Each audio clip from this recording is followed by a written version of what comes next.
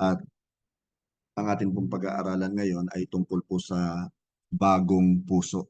Bagong puso. Nakatapos na tayo ng tatlo eh. So tungkol po ito sa kapatawaran. Kanina marahil napansin nyo yung prayer po ni Brother Sherwin ay hindi niya kinaligtaan na humingi ng tawad sa Panginoon dahil prone talaga tayo eh. Bawat isa sa atin sa pagkakamali, pagkakasala. At huwag nyo sanang isipin na porket pastor na, hindi na po nagkakasala. Sa totoo lamang po, hanggang sa ngayon, sa araw-araw, nagkakamali, nagkakasala pa rin. Mabuti na lamang ang Lord talaga ay handang magpatawad sa ating mga kasalanan. Actually, sa totoo lamang po, nung tinanggap po natin si Jesus bilang ating Panginoon at tagapagligtas, lahat ng mga kasalanan natin, pinatawad na, past, present, and even yung future sins na makukomit natin. Huwag lang talaga natin gagamiting license for us to really commit sin. Ano po? At huwag nating i-abuse yung grace ng ating Panginoon. So atin pong basahin ngayon yung atin pong verse sa unang 1, Kabanatang 1, Talatang 9. Makinig po tayong mabuti. Ano po, napakahalaga po ng pag-aaralan natin eh. Nakasulat po rito, subalit kung ipinapahayag natin ang ating mga kasalanan, patatawarin tayo ng Diyos sa mga ito at lilinisin tayo sa lahat ng ating kasalanan sapagkat siya'y tapat at matuwid. So naririto po yung katiyakan talaga na once tayo po ay nagsisi sa ating mga kasalanan at tinalikuran po natin ito at ipinahayag po natin sa Kanya, nandun talaga yung kapatawaran niya.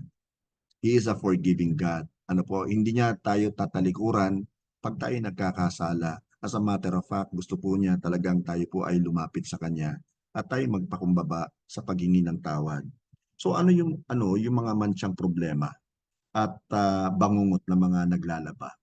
'Di ba? Naalala ko nanay ko nung bata pa kami, siya yung naglalaba. Talaga namang pag may mga mantsa sa damit ay kinukuskus niyang mabuti. Minsan ilalagyan niya pa ng kalamansi at ibinibilad talaga sa arawan. Minsan may mga Clorox pa para ma-check daw na matanggal yung mantsa. So actually nariyan po kasi yung mantsa ng dugo. Mahirap tanggalin yan. Kalawang, yung dagta, at even yung tinta. At marami pa pong iba na po pwede pong makamantsa ng ating damit. At mahirap kapag yung damit mo bagong-bago tapos namantsahan, di ba? Ang sakit din yun sa kalooban. So, yan ang pinapangako ng maraming mga detergent soap o even detergent bar, maging yung mga liquid na pang laundry na matatanggal at magmumukhang bago yung mga damit natin pag ginamit natin yung produkto nila. So ang tanong, totoo kaya ang mga pangakong ito na talagang matatanggal ang mga mantsa? Kundi at sinasabi pa ng iba magmumukhang mas bago pa. Imagine mo yun. So alam nyo ba na higit pa po riyan ang pangako ng ating Panginoong Yesus kapag magbabalik loob po tayo sa Kanya at susuko sa Kanya bilang ating Panginoon at tagapagligtas. Hindi lang niya basta tatanggalin ang mantsa ng kasalanan. Bibigyan pa po niya tayo ng bagong puso. Praise God. At nagsisimula ito sa pagpapahayag po ng pag-amin natin sa ating kasalanan. Sa ating pong binasa, nakasulat dyan, kung ipinapahayag natin ang ating mga kasalanan. Bino-voice out natin. Dapat marinig ng Panginoon, although alam niya ang iniisip natin. Pero ito'y tanda pa rin ng pagpapakumbaba. So ano ang ibig sabihin nito? Ang ibig sabihin, aminin po natin ang ating pagkakasala nang hindi nagdadahilan o naninisi ng ibang tao. So akuin natin. Huwag na nating ipasa pa sa iba o ibintang natin sa iba kasi siya eh. Sana hindi ako nagkasala. Huwag na po, kung talagang nagkasala tayo, choice naman natin yon, humingi na lang po tayo ng tawad.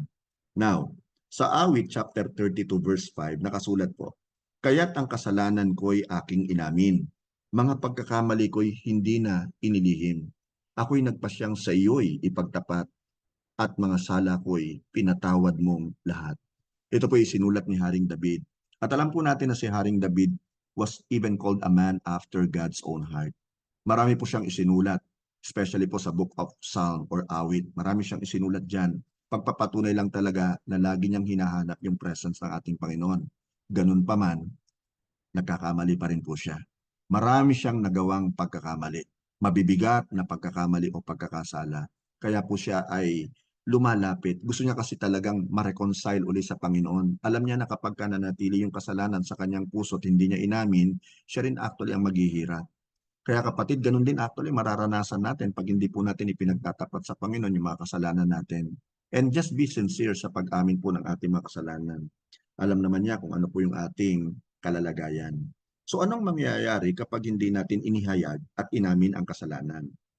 Alam niyo po ba, makakaranas po tayo ng patuloy na pag-uusig ng ating budhi, paghatol, at maging pagkakaalipin.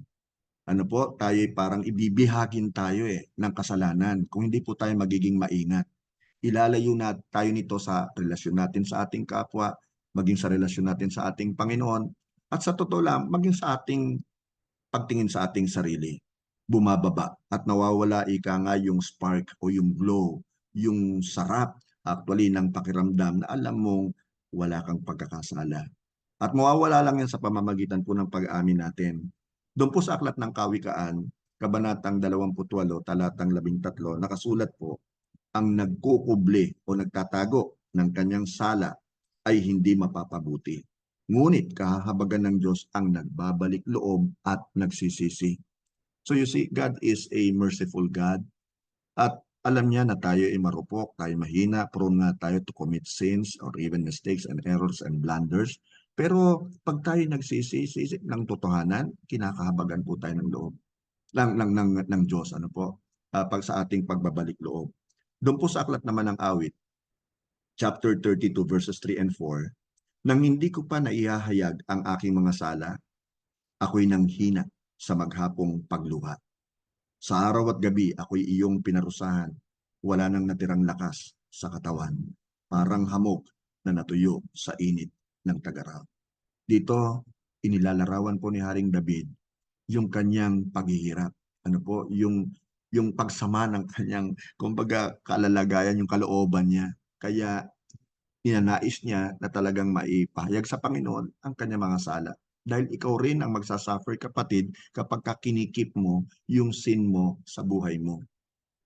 Now, kanino dapat magpahayag ng pagkakasala? Sa Diyos, of course. Basahin po natin ang sinabi ni Haring David again sa awit 51 verse 4. Sa iyo lang ako nagkasalang tunay, at ang ginawa ko'y di mo kinalugdan. Kaya may katwiran ka na ako'y hatulan, marapat na ako'y iyong parusahan. So alam ni David na first and foremost, ang kasalanan niya ay nakaka-offend sa ating Panginoon. Kaya sabi niya, sa iyo lang ako nagkasala. Kapatid, kailan maaaring maghayag ng tungkol sa ating pagkakasala sa ibang tao? Dahil nagkakasala rin tayo sa tao, di ba? Kapag kailangan ng panalangin para sa paghihilom at tulong upang mapagtagumpayan ng kasalanan sa ating buhay. Alam niyo po ba na marami pong may sakit, may karamdaman?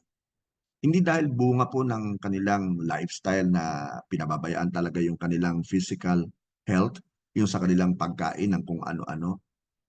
At ito po yung napatunayan ng mga doctors and even scientists, medical scientists, na talagang malaki ang naiaambag ng unforgiveness at noong sin na meron po tayo sa ating health. Kaya marami po yung merong problema, nade-depress pa nga yung iba di ba? Problema sa pag-iisip, problema sa kanilang puso, sa kanilang dugo, na high blood yan, nagkakaroon ng ulcer.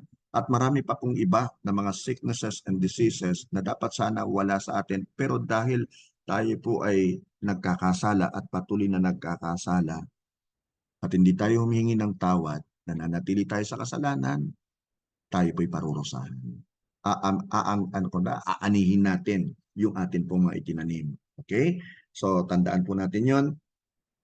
So, basahin po natin yung nakasulat po sa Aklat ng Santiago, chapter 5, verse 16. Kaya nga, ipagtapat nyo sa inyong mga kapatid ang inyong mga kasalanan at ipanalangin nyo ang isa't isa upang kayo'y gumaling. So, may mga sicknesses and diseases na kailangan talaga nating ipagtapat ang mga kasalanan natin sa iba para tayo ay gumaling. Malaki ang nagagawa ng panalangin ng taong matuwid. Amen. Ano ba naman ang magagawa ng panalangin ng isang taong makasalanan? Sa totoo lamang, di ba? Paasa sa wala. Pero kapag alam ng Diyos na ikaw naman ay talagang nagsisisi sa iyong kasalanan at ikaw naman ay binigyan niya ng yung righteousness niya ay nasa sa atin na, yung katwiran niya nasa sa atin na, malaki na gagawa nito sa ating prayer kasi anak tayo ng Diyos Parang ganito lang, di ba? Tayo mga anak ng mga magulang natin.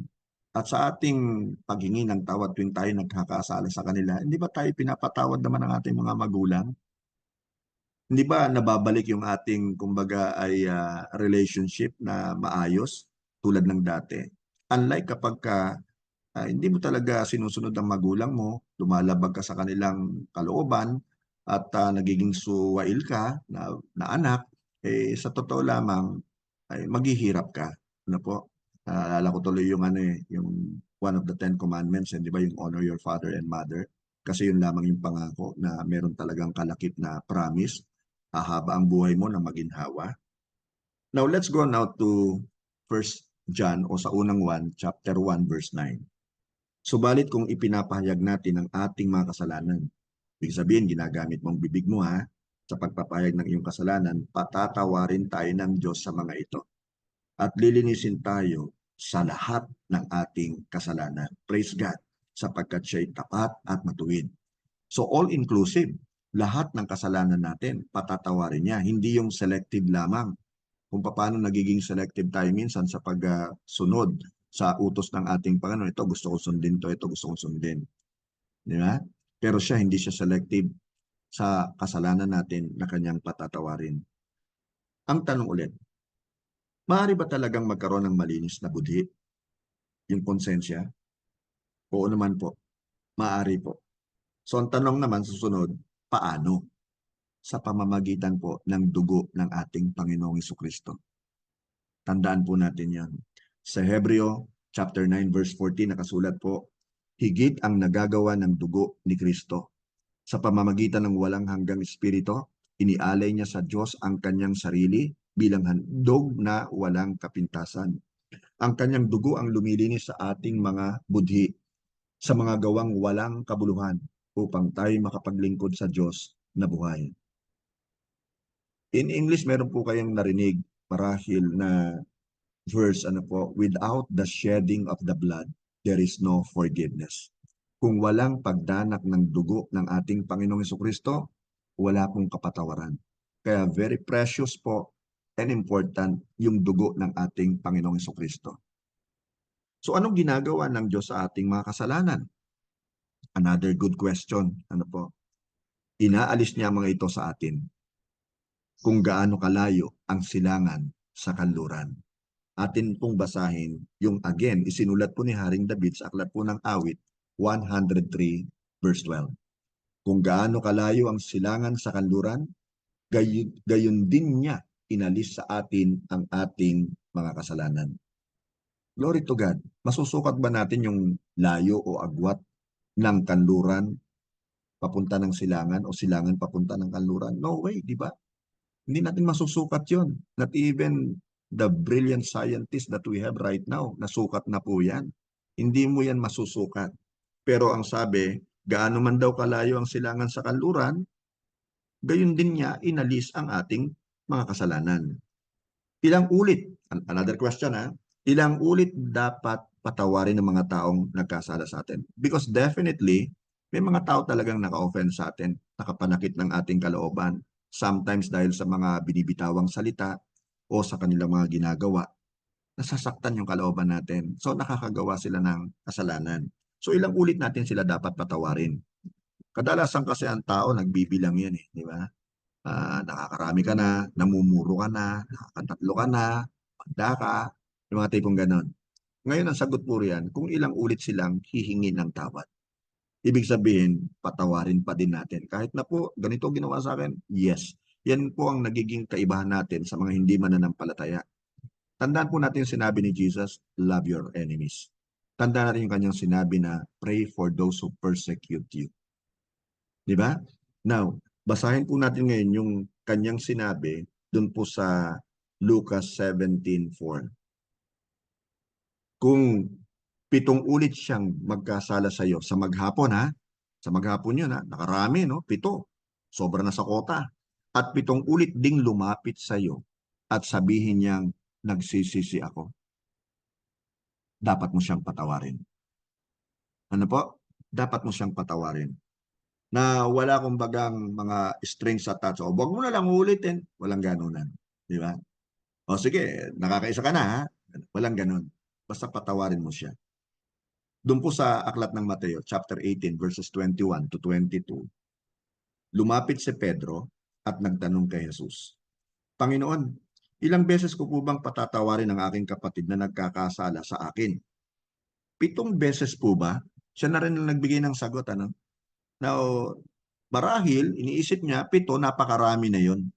Sapat na yon, di ba? Sobra-sobra na ngayon. Nakapito na eh. Sa maghapon eh. Okay. Anong sabi rito ni Jesus? Sinagot siya ni Jesus, hindi 7 beses, kundi 70 ulit na 7. 70 times 7. That's 490, di ba? In a day. Sa maghapon lang yon. So, sa madaling salita, ang pinapahiwatig po nito na yung pagpapatawad natin ay dapat limitless. Kahit na sabihin natin ay umaabuso na, yun at yun din na nagagawa, pero lumalapit sa iyo at nagsisisi. You can never tell baka ito na nga yung kanyang huling paglapit sa iyo at paghingi ng tawad. Baka talagang totohanan na ito, di ba? Kung lumalabas na hindi totohanan yung iba. So patuloy natin bigyan ng opportunity and chance yung tao. Ano po? Who knows, baka talagang hinipo na siya ng Panginoon. So wag natin limitahan yung ating pagpapatawad. Alam ko may mga pagkakasala ang mga taong naka-open sa atin na talagang kung iisipin mo, humanly speaking, ang hirap nitong patawarin. Sagad-sagaran eh. Now I remember tuloy yung isang artista natin, si Cherry Pie Picache, di ba? Pinatay ang nanay niya eh. Nahuli yung pumatay, dinakulong. Alam niyo po ba nagawa niya pong patawarin yun? Can you imagine that? Tapos dinadalaw niya on a regular basis yung kriminal na pumatay sa kanyang nanay. Anong ginagawa niya sa pagdalaw? Sinusumbatan? Hindi po. Mini-minister niya. Kasi nakakilala na siya sa Panginoon at nakita niya rin yung kanyang kumbaga kasamaan. Hindi ka man pumatay ng tao, basta pag ikaw ay nagkakasala, masama ka. Di ba? So, napatawad niya. Dapat ganun din po tayo. Grabe, no? Yung kanyang, yung testimony niya. So, paano kung ayaw nating magpatawad? Ito na ang question na medyo mabigat kasi nga matindi ginawa sa atin eh. Ayokong patawarin yan. Diba? Sobrang ginawa niyan sa aking sakit. Ah, ito po ang sagot. Sa totoo lang, pag hindi po natin magawang magpatawad, tayo rin po ang pahihirapan at durungisan ng ating pagtatanim ng galit at sama ng loob sa iba. Ikaw din actually magiging victim na. Ikaw ang magsasuffer pag hindi ka nagpatawad. So doon po sa aklat ng Mateo, chapter 18, verses 34 to 35, at sa galit ng hari, nakasulat dito, nagkwento si Jesus eh, siya'y ipinabilanggo hanggang sa mabayaran ng buo ang kanyang utang. Gayon din ang gagawin sa inyo ng aking ama na nasa langit kung hindi nyo tapos pusong patatawarin ang inyong kapatid. Actually, ang background po nito, ano po, ay meron pong isang nagkakautang sa kanyang Panginoon at gusto siyang ipabilanggo. Humingi siya ng tawad. Sa madaling salita, pinatawad po siya. Malaki yung utang niya eh. Ngayon, nung napatawad siya, instead na siya ipabilanggo, dinasalaya siya, na-meet niya ngayon yung isang nagkakautang sa kanya na hindi naman actually ganun kalaki.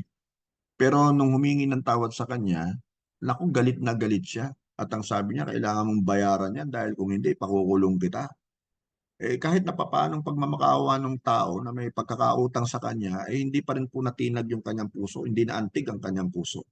Nakaabot ito doon sa kaalaman ng Panginoon na nagpatawad sa kanya. Pinatawag niya siya at galit na galit sa kanya at binawi at sang sabi ay makukulong ka hanggang sa mabayaran mo yung pagkakautang mo.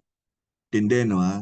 So kaya sabi niya, sa galit ng hari dito ha, ng Panginoon, pinabilanggo siya hanggang mabayaran ng buo, mabayaran ng buo ang kanyang pagkakautang. Paano mo mababayaran kung nasa loob ka ng bilangguan? Di ba? Ibig sabihin, mabubulo ka na sa bilangguan. Kaya napakahalaga po nung pagpapatawad. Kung paano tayo pinatawad ng Diyos sa ating mga kasalanan, past, present, and future, dapat magawa rin natin magpatawad sa atin pong kapwa. Ano po? Gaano man kasakit. Alam ko po yan eh, gaano man kasakit. Pero kung lagi natin tong i-harbor, kikimkimin sa ating puso, damdamin natin, tayo rin po ang magsasuffer, kapatid. Sa totoo lang. Kaya minsan nga, yung mga taong nakagawa sa atin ng kasalanan, pag nakasalubong natin, talagang kumukulo ang dugo di ba? Nababalita naman natin yan, di ba? O kaya ayaw natin marinig yung pangalan, don't speak bad words. Ganun na nangyayari kasi nga alam natin yung pananakit na ginawa sa atin. At tayo po mismo ang nagiging bilangguna. Tayo ngayon na nagdurusa at naghihirap. So, kung gusto niyo mapalaya po tayo, magpatawad po tayo. Now, I hope may natutunan po tayo, no? Doon sa Hebreo, chapter 12, verse 15 naman nakasulat, pag-ingatan niyong huwag tumalikod ang sino man sa inyo sa pag-ibig ng Diyos. Huwag kayong magtanim ng sama ng loob na dahil dito'y napapasama ang iba. Kanina meron po tayo nabasa na ano, no, na talakay na yung bang kailan mo ka dapat magpatawad, pag humingi ng tawad sa iyo. Pero makakatulong po siguro ito, no? Ano po, hindi ko ito nabasa sa Bible, pero makakatulong perhaps sa atin, ano? Yung bang, wag mo nang hintayin na humingi ng tawad sa iyo. Kumbaga ikaw na lang at your own free will and decision, kahit hindi pa humingi ng tawad, patawarin mo na. Ipakita talaga natin na iba ang Christian sa hindi Christian. Iba ang believer ni Jesus sa unbelievers. Kailangan makita yung kaibahan sa atin eh. Again, I agree with you na pag talagang matindi yung ginawa, masakit yan. Masakit yan. Pero ganun pa man, mananatili yung sakit sa puso mo eh. Baka yung kasalanan ng kapwa mo, simpleng-simple lang, 10 years na, hindi mo pa rin makalimutan. Baka nga binlock mo na eh. Ngayon lang nangyari, di ba? So wag natin gagawin po yun. Matuto po tayo magpatawad. Hilingin mo sa banal na spirito na saliksikin ang iyong puso at ipakita sa iyo ang mga natatago mong kasalanan. Because sometimes, unknowingly, may kasalanan tayong hindi natin, kumbaga, namamalayan. Ano po? So, yung mga ganon, pwede nating idulog sa banal na spirito para ituro niya sa atin. I don't know kung nakwento ko na po ito sa inyo before. Pero napakaganda na kasi true to life ito eh. Meron tayong isang elder sa church before. Ibang church po yun actually. Kaibigan ko po siya. Talagang napakasipag niya. Matanda na po siya rin. Senior citizen na siya. Babae. Napakasipag po niya maglingkod sa church. Pero ang nagiging pansin ko po sa kanya pag darating po ako ay bagamat siya po yung nagwawalis, samba ko lang mukha. Talagang hindi mo maipinta. Parang ang hirap batiin. Pero kailangan mong batiin eh. Di ba? Parang ang laki talaga ng problema niya. At marami siyang kinagagalitan, kinaiinisan doon sa mga church leaders. Now, lagi po siya nagpupunta actually sa doon sa malapit lang na hospital sa kanila eh. Mga ilang hakbang lang hospital na eh. At nagpapa-check up siya araw-araw kasi tungkol po sa kanyang sakit sa puso. At may high blood din po siya. Araw-araw yan. Pag lumala po yung kanyang sakit o nararamdaman niya, ay pumupunta na po yan sa Batangas City. Coming from Rosario, Batangas ha. Tatravel siya, mga 45 minutes po yan. At doon po siya sa dati ay Batangas Regional Hospital. Doon siya nagpapacheck up. So ganun na yung routine niya araw-araw, nandun siya sa tabing hospital nila. Pag malala, punta sa Batangas City. Ganun ang ganun, ganun ang ganun. At isang araw po, siya natulog, nakapangarap siya. Doon sa pangarap niya, nakita niya si Jesus. At humingi siya ng, kagalingan kay Jesus dahil sa kanyang sakit sa puso. Alam niyo po ba, itinuro daw sa kanya ng Panginoon, kasi siya nagkukwento sa akin yung puso niya. Yung puso niya merong part doon na maitim. So ibig sabihin hindi pure. So tinanong na kay Jesus, bakit po may itim yung isang bahagi, yung bahagi ng aking puso? Alam mo sinabi ni Jesus sa kanya, dahil hanggang sa ngayon, hindi mo pa rin napapatawad ang asawa mong matagal nang namatay. At doon siya nagulat at talagang napaluha agad siya. At naalala niya yung mga, kumbaga, pagmamalupit ng asawa niya sa kanya. Ang asawa niya kasi nung sila'y bata-bata pa, masyadong seloso. Hanggang sa tumatanda na sila, seloso. Ano po, dumating nga yung time nasa bahay kami nito nung kinukwento niya Dumating yung time, malapit lang sila sa kalsada siya po'y pumara ng jeep, wala na siyang masakyan sa likuran. So napilitan po siya dun sa harapan, katabi po nung driver. Nako, nakita pala ng asawa. Hinabol at nagsisigaw. So, ano nangyari? Kinuha ang asawa, ibinaba sa jeep, halos kalad ka rin na ipinasok sa bahay, pinagmumura niya, at pagpasok sa bahay, ipinakita po sa akin nung nagkukwento nito, no? Yung kanilang dingding na made of sawali, na doon isinubsob ang kanyang muka at nagmarka pa. Sa tingin ko nga po talaga mukha niya talaga yung nag-cause ng marka doon lumubog yung sawali.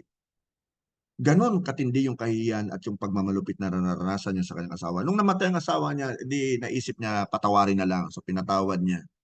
Pero alam niyo nangyari, hindi niya namamalayan na meron pa pala siyang naiipon na hindi pagpapatawad sa kanyang puso. At dahil nun, nagsimula na siyang talagang magkaroon ng kakaibang sakit. Sakit sa puso, high blood. Kaya araw-araw siya nandoon sa ospital. At ipinakita sa kanya ng Diyos na hindi mo pa talaga ganap na napapatawad ang iyong asawa. So siya po'y lumuhod at humingi ng tawad sa Panginoon. Pinatawad niya lang lubusan yung kanyang asawa. Now guess what? Hindi na po siya araw-araw nagpupunta doon sa malapit na hospital sa kanila.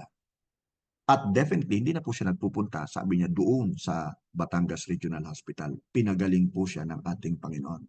So you see, yung unforgiveness can result to what? Sickness and diseases na hindi mo namamalayan, akala mo napatawad mo na. So patawarin na natin ng lubos, kapatid, kaibigan, yung mga taong nagkasala sa atin. Baka kaya tayo may sakit, may karamdaman because of that. Blessing blocker po ang unforgiveness. Baka kaya tayo hindi pinagpapala dahil sa hindi tayo nagpapatawad. Gano'n man kasakit, patawarin na natin. Praise God po sa nangyari sa kanya, na-realize niya talaga na hindi pa niya totohanang napatawad ang asawa niya, pero nakahingi siya ng totohanang tawad sa Panginoon din sa kanyang naging attitude at pinagaling po siya ng ating Panginoon. Now, may mga kasalanan ka bang inamin at tinalikuran na? Subalit parang inuusig ka pa rin ng mga ito? Meron pa ba? So, kung feel mo, wala kang talagang masasabing peace sa puso mo, then, kapatid kaibigan, aminin mo na kung ano man yun. Ano po? Ihingi mo ng tulong sa Holy Spirit na ipakita ito sa iyo and then humingi ka ng tawad. May kasalanan ka bang ihiningi na ng tawad? Ngunit parang hindi mo matigilan? Kumbaga paulit-ulit, repent and repeat, di ba? So maaari mo itong sabihin na mas nakatatanda o sabihin mo sa mas nakatatandang Christian para matulungan ka sa panalangin, para mahilom na ang iyong, kumbaga, dinaramdam at makamit mo yung tagumpay na nagmumula sa ating Panginoon. Last question ko po sa inyo. May mga tao ka bang kailangan mong patawarin? Anong dapat gawin? Kagaya ng atin pong napag-aralan, patawarin mo. Huwag mo nang patagalin. Baka ang himbing ng tulog nun tapos ikaw hindi ka makatulog. Yung bang pikit na mata mo, o kaya nakatulog ka na, tapos nagising ka, tapos naalala mo yung tao, hindi ka na ngayon makatulog. Tapos siya sarap na sarap sa pagtulog. Patawarin na natin, i-release na po natin yung tao, and at the same time, i-release na rin po natin yung ating sarili. Ano po, mula dito sa wicked spirit of unforgiveness. Espiritu po yan, kapatid. Kung hindi natin patatawarin ang ating kapwa, anong sabi ni Jesus? Kung tayo nga asang patatawarin din tayo ng ating Ama. Amen? So, magpatawad po tayo para nang sa ganun ay maalis yung bara ng mga blessing sa atin at dumaloy po yung blessing ng Panginoon. Rich blessings ng Panginoon. Abundant blessings ng Panginoon sa atin. Yun po ang kanyang nais mangyari sa atin. Okay? I hope po meron po tayong natutunan.